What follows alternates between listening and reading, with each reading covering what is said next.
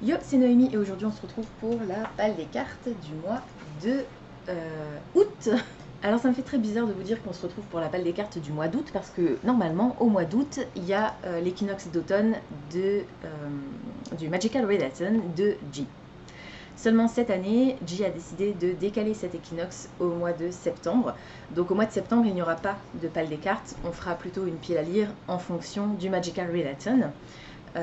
Mais vous pouvez quand même faire votre propre palle des cartes si vous préférez utiliser ce système pour choisir vos livres à lire pour le mois de septembre. En tout cas, nous, on n'utilisera pas la palle des cartes le mois prochain, donc c'est petite pause après celle-ci. Voilà, je ne sais pas pour quelle raison G a décidé de décaler d'un mois le Redaton, mais c'est comme ça. Je suis un petit peu triste. J'étais prête là pour le Magical Redaton, mais c'est pas grave.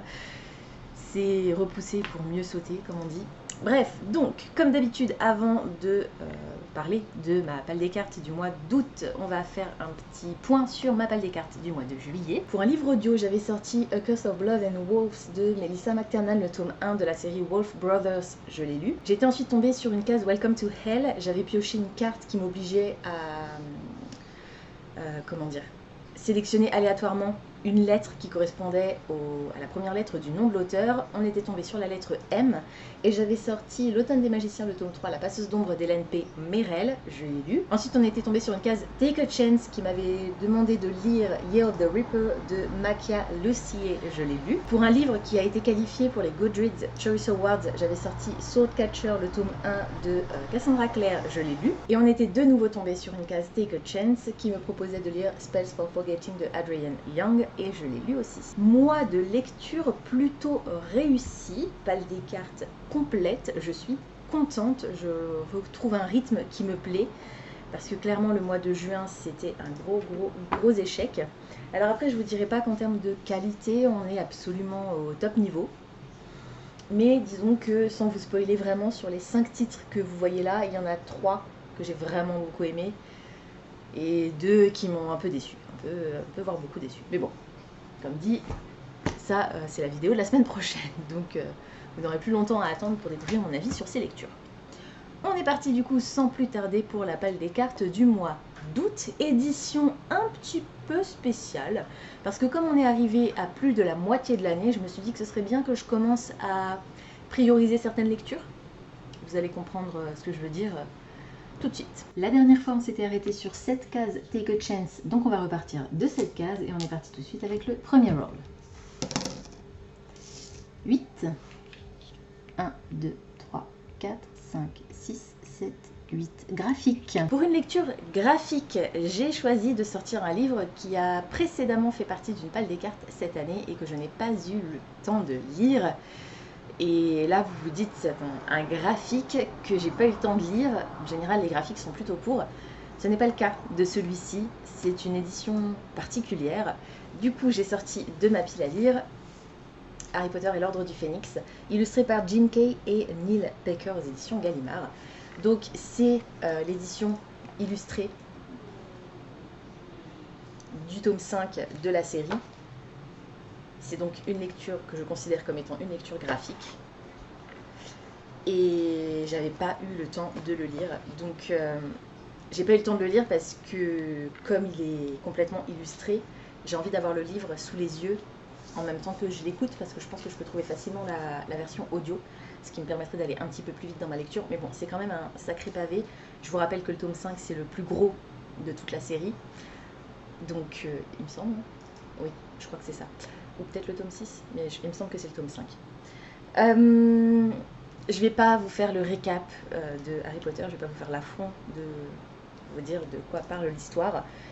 On va juste s'arrêter là. Et donc, c'est pour ça que je vous disais édition un peu spéciale et livre que je vais prioriser, puisque celui-ci a déjà fait partie d'une palle des cartes précédemment cette année.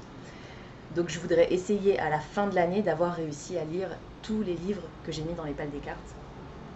Raison pour laquelle j'ai ressorti celui-là. Rôle numéro 2. 7. 1, 2, 3, 4, 5, 6, 7. Foil. Pour un livre avec du foil, j'ai sorti Nectar of the Wicked de Ella Fields. C'est le livre de la Romantasy de la Fairy Loot du mois de juin. Oui, c'est ça, juin, parce que j'ai 2 mois d'écart du coup.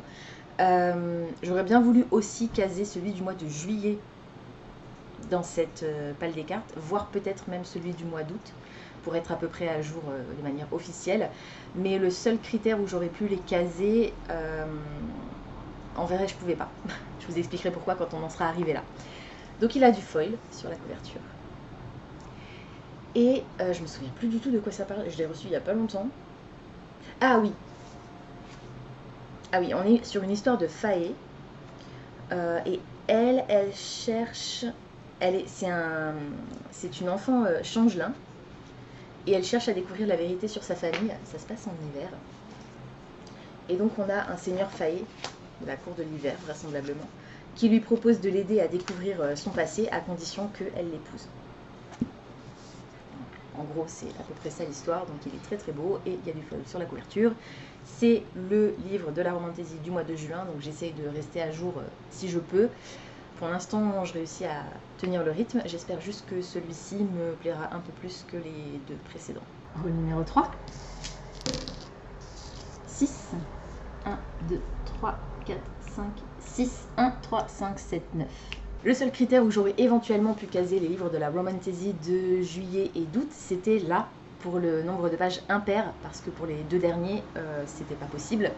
Mais comme je ne les ai pas encore déballés, je ne peux pas être sûre à 100% que l'un ou l'autre ou les deux aient un nombre de pages impair. Donc j'ai choisi autre chose, c'est pas grave. J'ai choisi un des romans dont je vous ai déjà parlé dans la vidéo de la semaine dernière, il me semble, dans mon Media Freakout tag. C'est une des nouveautés que j'ai acheté récemment, forcément c'est une nouveauté, et que j'ai très envie de lire. Magie et Sentiments, Les Secrets de Langdown de Ariel Holzer. Il est trop beau. C'est une romance victorienne steampunk. J'ai trop hâte. Je pense que ce roman a été écrit pour moi. J'ai trop hâte. Donc on mixe un peu Bridgerton et Jules Verne. Il y a des vampires, peut-être, pas sûr. Il y a un meurtre. Il y a des meurtres sanglants commis par le vampire de Blackchurch. Est-ce que c'est un vrai vampire ou est-ce que c'est juste le nom qu'on lui donne? Je ne sais pas. J'ai trop hâte. Mariage arrangé, secret bien gardé et magie redoutée. Voilà. Donc je pense que ça va être très cool. Et pas que... Hein hop.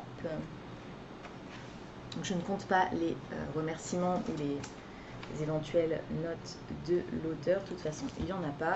Alors, ne vous spoilez pas en regardant le texte, mais la dernière page numérotée, c'est la 476 et il y a encore du texte sur la page 477. Donc même si elle n'est pas numérotée, je considère que c'est un nombre de pages impair. Rôle numéro 4. 8. 1, 2, 3, 4, 5, 6, 7, 8. Série. Pour un livre qui fait partie d'une série, j'ai choisi là encore de sortir un des livres qui a déjà fait partie d'une palle des cartes précédemment cette année. C'est Trône de cendre de Jessica Pierce, et non seulement il a fait partie d'une palle des cartes cette année, mais c'est également le dernier livre de ma liste des 12 livres qui doivent s'autodétruire d'ici la fin de l'année. Donc, j'espère que je vais enfin réussir à le lire. Je l'avais commencé, j'étais plutôt intriguée, mais c'est de la SF, c'est un space opéra. On a une guerre... Non, c'est la paix depuis très longtemps, mais la guerre menace d'éclater de nouveau. Et donc on a une héroïne qui va se retrouver embarquée dans une histoire pour tenter d'empêcher que la guerre éclate à nouveau, avec un personnage masculin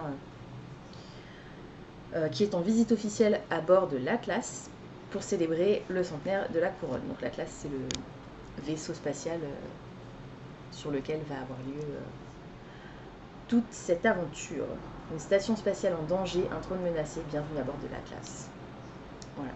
Donc comme dit, j'avais été relativement intriguée par le début quand je l'avais commencé, mais je n'avais pas eu le temps de le lire en entier. J'espère que cette fois-ci ce sera chose faite. Le seul problème avec cette série, c'est que la suite n'a jamais été traduite pour l'instant, et je crois n'a même jamais été écrite ou terminée, parce qu'une fois que le tome 1 a été publié, Rivka, donc l'éditeur français, a racheté les droits, et l'autrice a attendu pour sortir la suite, et on attend encore. Donc je sais pas trop quoi penser. J'espère qu'il n'y aura pas de cliffhanger. Parce que clairement, ce serait embêtant. Et le rôle numéro 5. 8. 1, 2, 3, 4, 5, 6, 7, 8. Goodreads Awards. Et pour un livre qui a été nominé pour les Goodreads Choice Awards, du coup ça veut dire qu'on a fait un tour complet sur le plateau par rapport à la dernière fois, puisqu'on était aussi tombé sur ce critère-là la fois précédente. J'ai sorti là encore un livre qui a déjà fait partie d'une palle des cartes.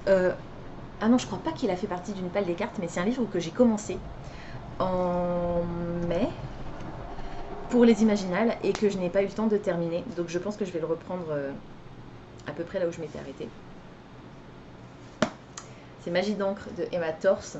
Il a été nominé au Goodreads Choice Awards en 2023, donc la version originale, Ink Blood Sister Scribe. Et j'aime vraiment beaucoup l'atmosphère, j'apprécie le style de magie. Dans cette histoire, on va faire la rencontre de deux sœurs qui vivent des vies diamétralement opposées. Et l'une d'entre elles est la gardienne des livres dans la maison familiale, on va dire. Les livres possèdent un pouvoir et son père, vraisemblablement, aurait été drainé de son sang par un livre. Puisque voilà, il a dû, je sais pas, imaginez, il s'est blessé, il a posé son doigt sur le livre et le livre a absorbé le sang du père. C'est comme ça qu'il est mort, c'est le prologue, je vous spoile rien.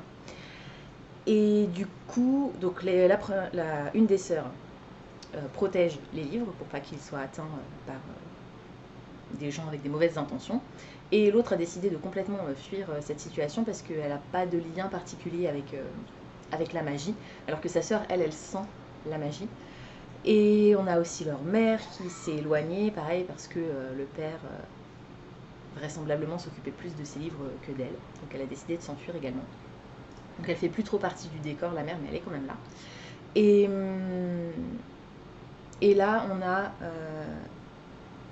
la sœur qui vit très loin, je crois qu'elle vit dans une station en Antarctique ou quelque chose comme ça.